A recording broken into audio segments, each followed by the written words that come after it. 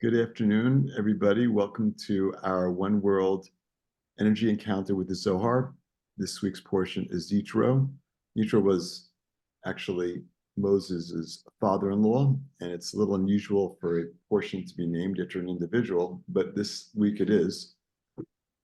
And let's begin by inviting in the Kabbalistic lineage of the Rav and Karen and Michael, Rabbi Schlag, Rabbi Brandwein, the Uriah Kodesh, the Ramchal, Rabbi Tarfon, Rabbi Arben Zulai, Rabbi Menachem Mendel of Vitebsk, Rav Kolonis Shapir Biasetzlin, the Baal Shem Tov, Rabbi Shimon Bar Yochai, all the students, Rabbi Mordechai of Chernobyl, one soul with Yosef Tzadik and Shem. As we connect to these verses, wherever we are in the world, we have the opportunity to connect to the upper realm and share that light with the world. So let's have a consciousness that through these letters, which connect us to the flawless universe, that we channel the energy of healing for everyone we know who needs healing, that we channel the energy of ending the war in Israel, of the safe return of all the hostages, of protection for everybody who's in harm's way. Also the energy of Ahavat Chinam, unconditional love for everyone, treating everyone with human decency. And also protection from evil eye and evil speech, and removing negativity from our world. Okay, we are verse 364.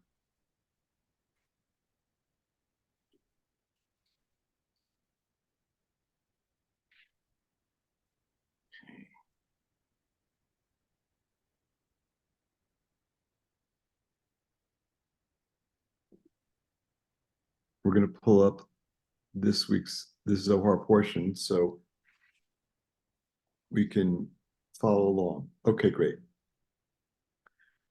Anyone want to volunteer to read English for us today? Thank you, Maria. Okay, verse 364, and this is called the tablets for the work of Elohim. And the reason why we're going to be looking at the tablets is because this is the week where Moses goes up to Mount Sinai and the revelation event takes place. It's the big reveal. Literally, it's revealing immortality and the death of death and the end of pain and suffering in our world. That's what's achieved this week. So we have the opportunity in this week's portion to connect that to that energy of immortality, of the end of pain and suffering.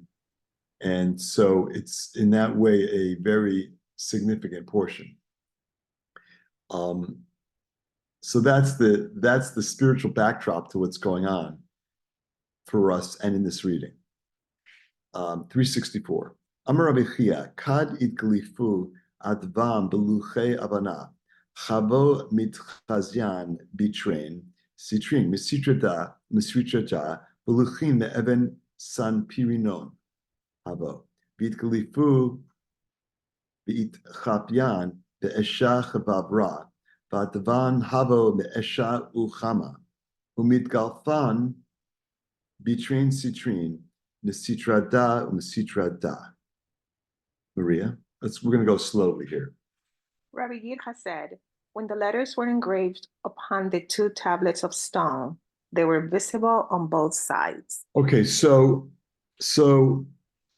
couple things. One is, one of the most emblematic aspects of Moses on Mount Sinai is that picture of, I think of the Cecil B. DeMille movie. Moses comes down, he's holding two tablets. Like it's the 10 Commandments that seems so significant, and it is very significant. But actually, what we know as the 5 books of Moses, the Torah, was also given to Moses on Mount Sinai. But we're going to be looking at the tablets. And the significance of the tablets is that there were 10 utterances, Aseret HaDibrot, 10 utterances that make up those 10 commandments that were engraved upon the two stone tablets. So one question I'd ask is, like, couldn't the Creator fit it all on one tablet? Like, why does there need to be two? And obviously the reasons, but it is important to think about.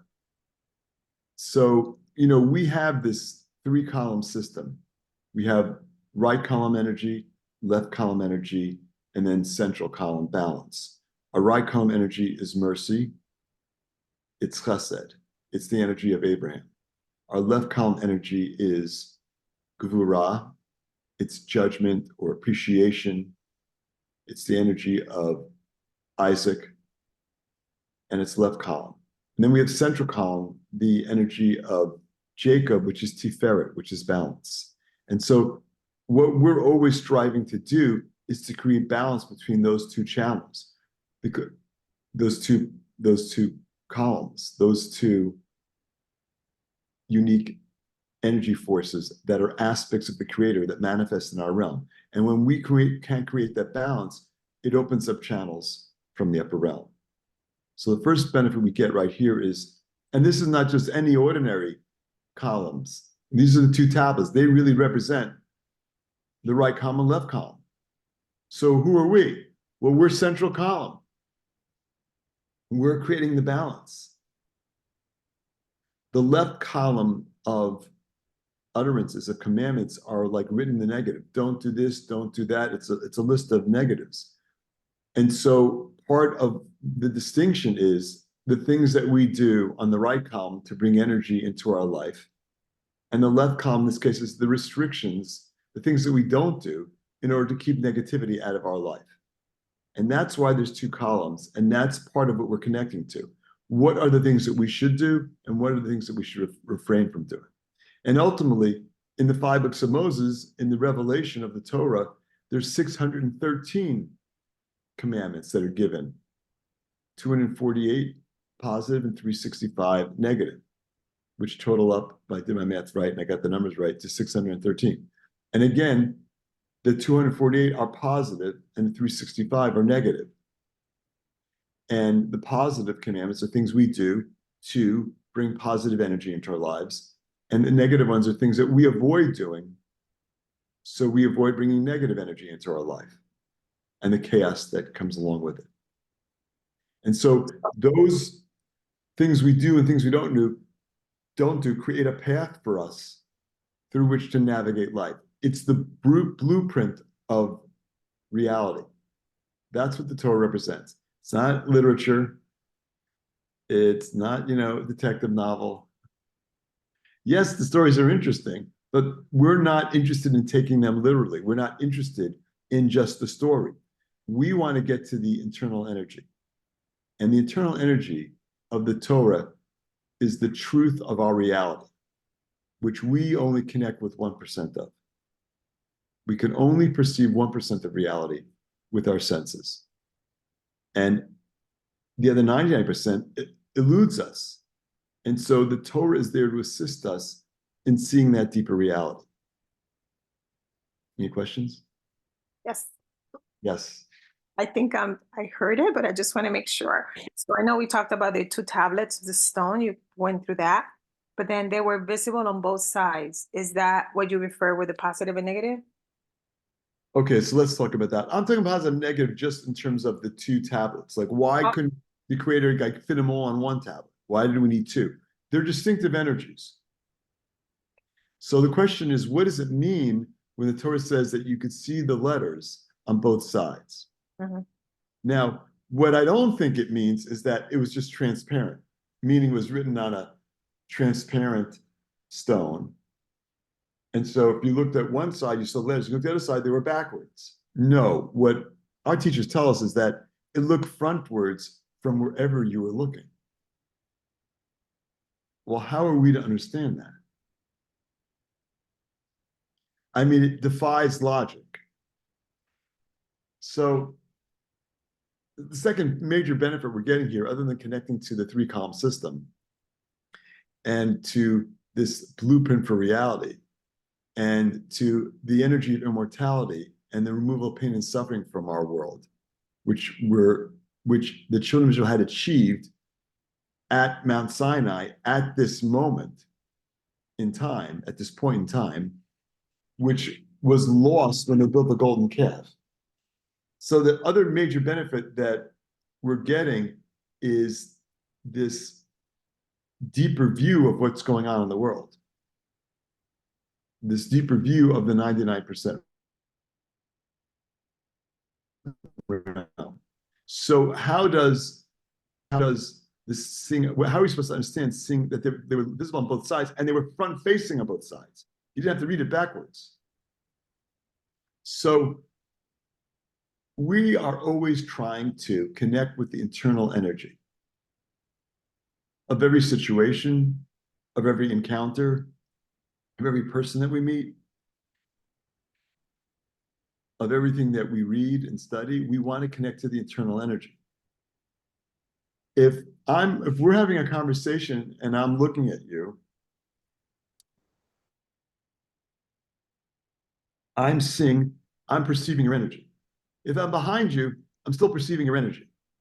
So what the letters being seen on both sides represents is connection to the internal energy of what the stones represented, which was the 10 sfirot. So no matter where you are, you perceive energy, irrespective of whether you're in front of it or behind it. Doesn't really matter. So the stones were the energy, the internal energy of the stones was visible from both sides, the same internal energy as manifested by the letters.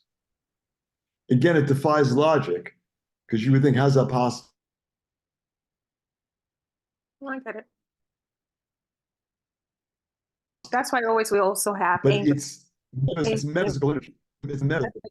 That's why we always have angels in front and behind us, always protecting us all over our sides, right? Well, in the same manner, yes, we have such a strong tendency because we're so tied into physicality to look at things in a very linear way, in almost like a two-dimensional world. We don't see the extra dimensions. Think about it. I was explaining this to someone before, the difference between the 1% and 99%. If you look at the horizon, I think the horizon is like, somewhere around 3 miles. Back in the day, we all thought the world was flat because we looked at it and we saw it was flat. I don't know, it was Copernicus, I don't know who it was, who saw when the ships reached the edge, they didn't fall off, they just started to go, who realized that the earth was round, that we don't really perceive that. And in the same way, we judge our reality based on what we see. While the Kabbalists knew that the 99% is largely hidden. So this is all about rising above physical perception, rising above the vessel and trying to connect with the internal energy. And so that's another huge benefit we get from this section. It's not only connecting to the inner energy, but it's connecting to the inner energy of the 10 sfirot, because these 10 commandments represent the 10 sfirot, which are energy consciousness of the Creator that manifests in our world. Does that answer your question? Yes. Okay, good. Okay, let's continue. Okay, I just want to say that the next sentence is going to be pretty interesting, but I kind of sort of know where you're going to go with that. But okay, it says, the tablets were of sapphire, engraved and covered with white fire, and the letters were of black fire, covered again and engraved with white fire upon both sides. Okay. So at a very simple level, there are people who look at, let me take a step back. The actual Torah scroll, which is written, black ink written on parchment, is described as black fire on white fire also. And how are we supposed to, what does that mean, fire? It's energy. It's energy. The white fire demonstrates a sharing of the energy, and the black fire represents an absorption of the energy. And so again, we have our two columns. the energy of sharing, which is the color, which is the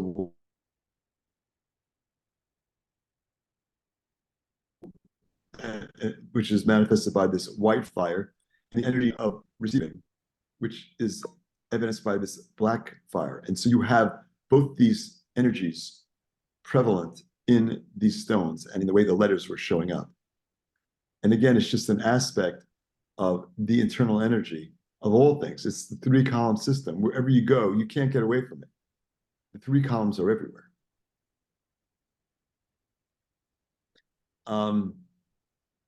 Anyone know what color sapphire is? It's like a blue, right? Like a very deep blue color. Oh. Yeah.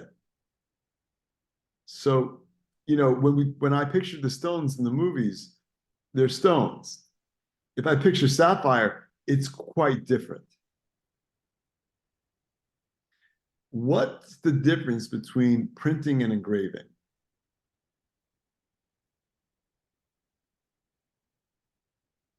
So we printed printing and engraving. So I'm sorry, Suzanne, go ahead.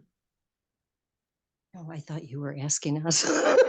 I am. I'm like thinking, like, what can someone explain to me what the difference between printing and engraving? Yeah, I used to be in printing, so I know. Printing is ink on paper on top. It gets absorbed into the paper, but basically it's engraving is it's actually punched into the paper and then it raises the ink kind of raises. Does it make sense? Yes. So it's actually part of the paper. It's like carved into it. So that's why we picture the letters are not printed on these tablets. It's engraved. It's part of the stone. And so again, this goes to like the inner essence of the stone. Like the essence of the stone were the letters. Within the essence of the stone was the letters. Okay, let's continue with 365. One question. Yes, please. Those are the same colors that that the men's use when reading the Torah on Saturday morning. Is it, how you call it? Not the tefillin, is it? When you guys covered yourself? Well, the tefillin are, you know, the headpiece and the arm piece that we wear during the week. The white. The talit. The talit is white and black. Yes, it is. Yeah. Some of them are blue too, right? It's always been that way. It's always been a white garment with black lines, as far as I know. But I thought the fringes on the side were blue, no? Even The fringes are white, but traditionally there is a techelet, a blue fringe. The blue fringe was dyed with a very specific sea creature, not creature, but fish, I guess, which had been lost for many years, but they have found it. And so like you can go to Israel and you can find those blue fringes. But yes, there again, you have white, black, and blue. Okay, 365. I'm a Rabbi Abba. Luchin hava be'ayu, ve'atvan hava tasim, u'mitchazyan bitrain ashin, esha chivavra, ve'esha uchama, lit achaza kachada, yemina usmala, tichtiv orach yamin bimina bismola v'gomer. V'hakativ mimino eshdot lamo, ele misitra digvura hava, bit klilat bimina, v'ginkach esha chivavra, ve'esha uchama. Maria? Yava said that the two tablets remain as they were, that is, complete without any change. And the letters soared in the air and could be seen with both black and white fire in order to demonstrate the union of the right and the left. For white is right and black is left, as it is written. Length of days is in her right hand, and in her left hand are riches and honor. Okay, so what does this mean that these letters were like flying through literally soaring through the air? So it almost seems like they were, not only were they stones, but they were projectors, like they were projecting these letters from that source into the air.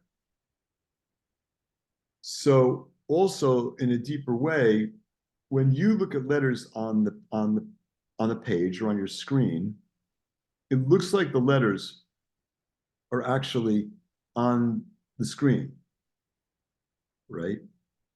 But in reality, the letters are on your retina. And if the letters don't hit your retina, you don't see them. So there's literally a channel coming off the page into your eye, an energetic channel. It looks like it's on the page, and it is, but in reality, it's traveling from the page, the energy, to your retina. Your brain sees it and interprets it as, I'm reading something on a page. So really everything we read is in the space between where we are and what we're looking at. But here, they were literally soaring in the air. So it wasn't just between my eye and the tablet, it was between my eye and why is that even necessary? Because these letters are in fact part of every aspect of reality. The letters form the spiritual DNA, the building blocks of our physical reality. So these letters are everywhere. We don't always see them, but in this case we did, because again, the children of Israel at this point were having levels of prophecy that no generation, perhaps until the generation of the Messiah, would experience. So there's a huge opportunity here for us to also connect with that deeper reality. Okay, Maria, keep going. Okay, here we go. He asks, it is not written from his right hand went a fiery law to them. Right, And a fiery law to them. a fiery law to them. Yeah, so, well, that's interesting. In the previous verse, we were talking about white is right and black is left, the previous lines. And then the Zohar brings down a quote from Mishle, length of days is in her right hand, and her left hand are riches and honor. And so that sounds like right hand mercy, left hand judgment. But the Zohar asks, is it not written from his right hand went farther? Meaning, I thought the left hand was judgment. Why is there a fiery law coming from his right hand? It doesn't make sense. Wouldn't the fiery law come from the left hand? Why, in that verse in Devarim, is it saying that it came from the right hand? I thought fire is judgment. Why is that coming from the right? Go ahead. And he answers that the Torah emanated from the side of Geburah, which is the left, and was included in the right side. Therefore, it had it in it black and white fire. So here we go again with this black and white fire in the Torah. And again, it's the columns of Chesed and Gevurah, of white and the color white and the color black. But the Zohar is saying that actually the Torah emanated from the side of Gevurah. So that is the way the world was structured. The world was structured with judgment. It was the introduction, but the Creator knew that the world would not survive with judgment. And that's why we have mercy. And that's why Abraham is such a significant figure, because he helps to perfect this aspect of reality, which is mercy, which is right column. And so the Zohar says, even though the Torah emerged from the left side, it's included within the right. And this is why for us, it's always like right over left. We always have to view the world and people with a merciful eye.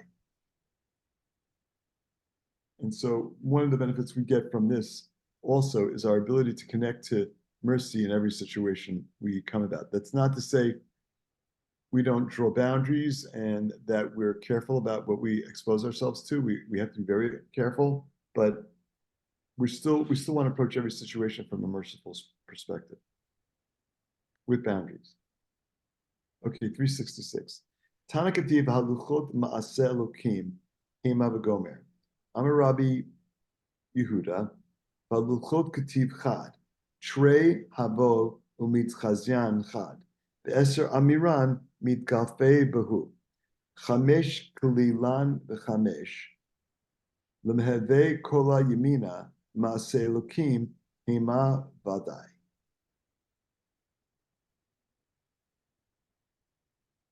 As we learn, it says the tablets were the work of Elohim. Rabbi And so, Yehuda, by the way, so that's an indication that the tablets also came from the left column because Elohim, Creator has many names. The name Elohim is used to denote left column energy of judgment. So the Zohar is bringing this verse from Shemot to emphasize this point that the Torah and the tablets come from the left side. Go ahead.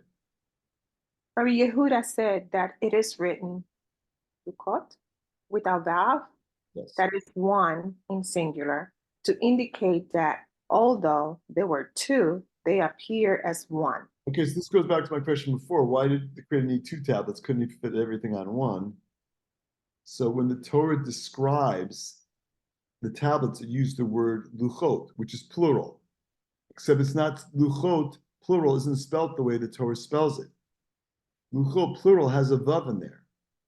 The luchot in this description is missing the vav, and so it's really a singular. It's this paradox. Is it plural or is it singular? Well, apparently, the paradox is that it's both. It's both plural and singular. There were two tablets, but they appear as one. How can they appear as one? How can two appear as one? I mean, you could say they're just two halves of a whole. And so, in many respects, this is the paradox that we see in the world. We see a fragmented world. We see energy of separation. When in reality, we're all connected. There is no separation. And so the tablets are also demonstrating this paradox. There are two. It looks like they're separate. The deeper reality is it's one. On an energetic level, on a consciousness level, it's one. And so for us, it gives us the ability also to connect to the unity of all things, and specifically the unity of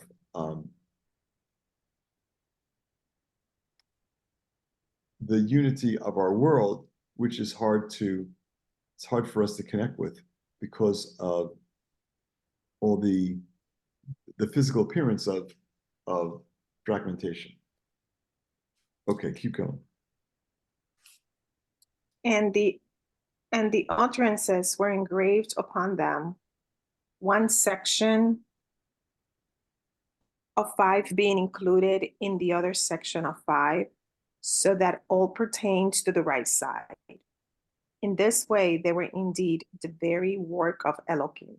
So they're the work of Elohim. They are left side, but they're included within the right side. They're included within this energy of mercy, which we want everything that we deal with to be encompassing. Again, that balance, but it's always right. It's always right over left. 367. Rabbi Yitzchak Amar shel san pirinot havo utrein avnin havo be'avnin havo stiman nashiv kochabrichu barucha vit pashatu vit gilifu train luchin. Rabbi Yehuda Amar ke'en san pirinon havo mishma dechtiv maaseh Elokim hema. Rabbi Yitzchak said that the tablets were of sapphire, for there were originally 2 sapphire stones, which were rough hewn, and the Holy One, blessed be He, caused a wind to blow upon them. And they were smooth and transformed into 2 tablets. Okay, so there is an interesting description of these 2 sapphire stones, which were rough stones, but all required from the Creator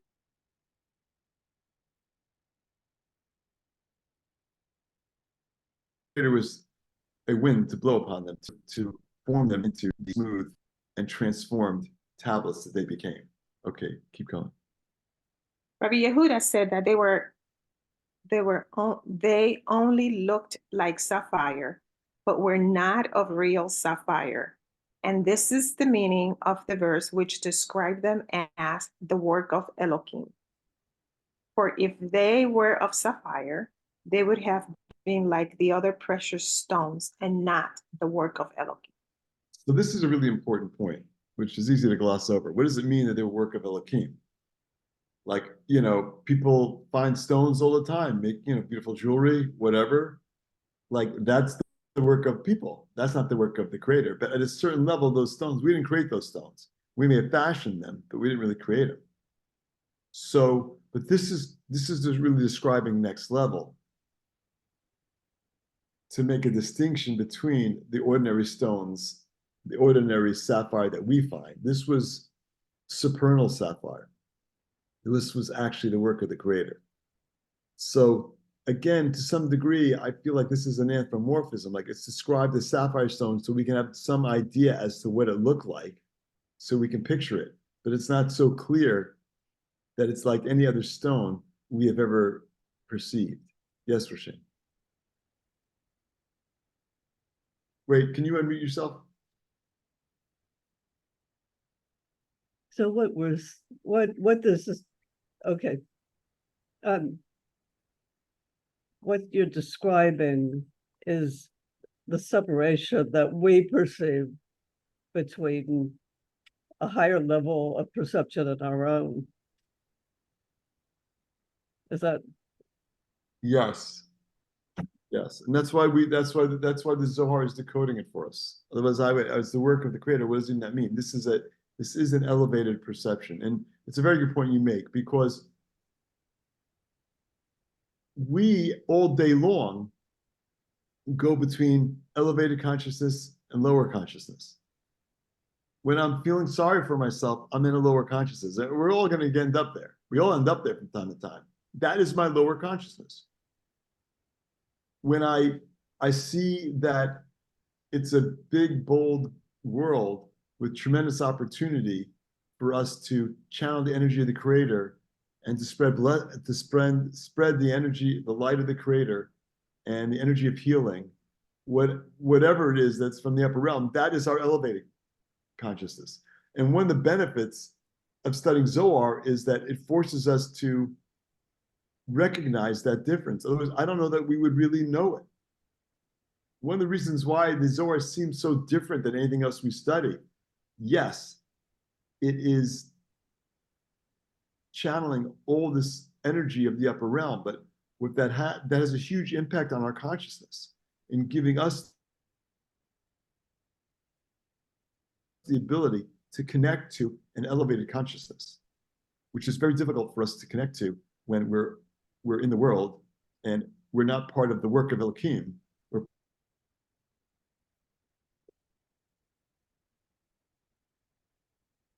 part of physicality, which still is the work of Elohim, but I keep freezing because my internet is unstable. So, yeah.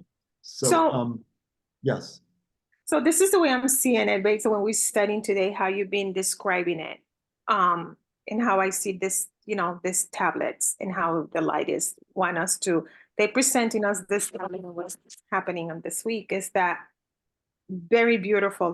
I think the light is showing it to us in giving us the 10 utterances in this beautiful stone with these colors described, right?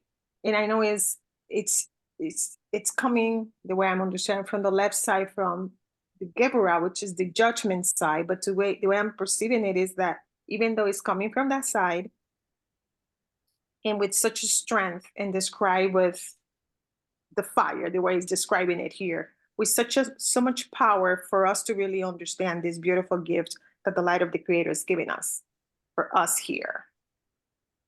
However, being, I was raised Christian and Catholic, they show us, and even in moving this stone, like Rabbi Yehuda described here, they're not sapphire, they're stone, right? That's their seeing. Which to me, the way I see that sentence, the way Rabbi Yehuda described it, it's a stone. They don't look like, sapphire, they're stone. It's more from my physical aspect of it, the way I actually look at it. Because the stone, it's actually a stone, it's not blue. But the Right? creator is so wonderful. The creator is so wonderful and kind to us that they want to put this stone to us and this 10 utterances in a beautiful color and format because of his love toward us. Did I get it? Did I miss it? So no, I think that's very well put. I would say that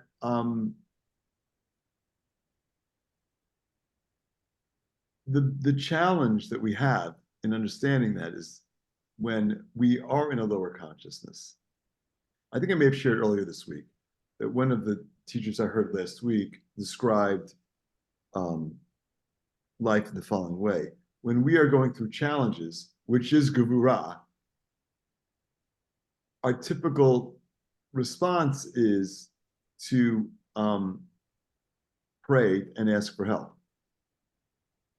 And when we're in a positive place, not with challenges, our typical response is to praise the Creator. So we're asking for help when we're challenged, and we're praising the Creator when things are good. And what this teacher explained was it should be exactly the opposite. When we're being challenged is when we should be praising the Creator. That is us going against our nature. Praising the Creator, I'm having these challenges. Right. These challenges are not happening to you, they're happening for you. So by praising the Creator, we're recognizing that there's light within the challenges. And listen, we all have challenges. We have significant challenges. They're hard for us at times to pick ourselves up from. So the idea that I'm going to praise the Creator when I'm having a miserable time, that's difficult. Exactly. That's where we need to go in overcoming our nature. And when the times are good, we would ordinarily be praising the Creator. That's when we should be asking for help. That's what you ask me up. That's when it's really about that. In that case, it's about appreciation. Ron, I see your hands up.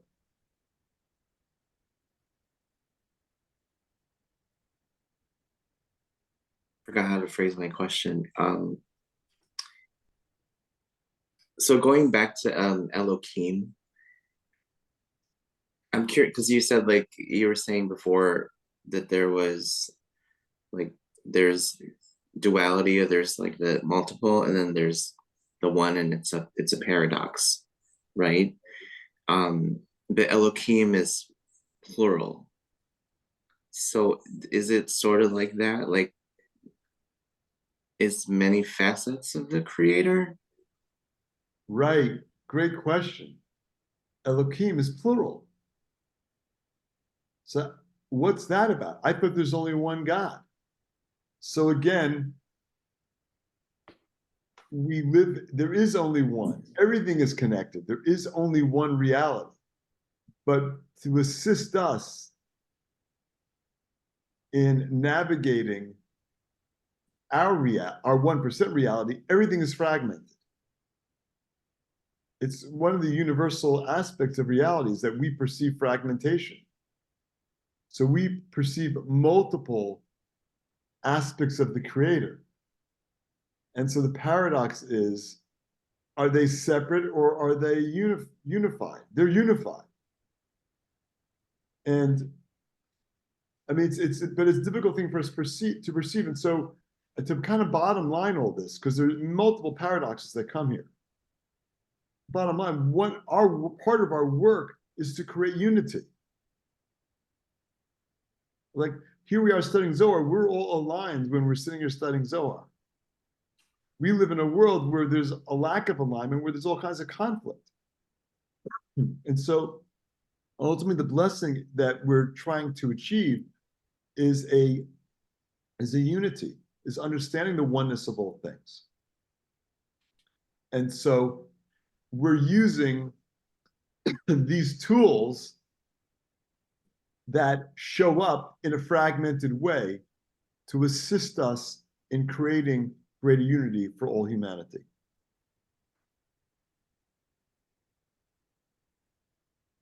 One tablet or two, 10 utterances or one.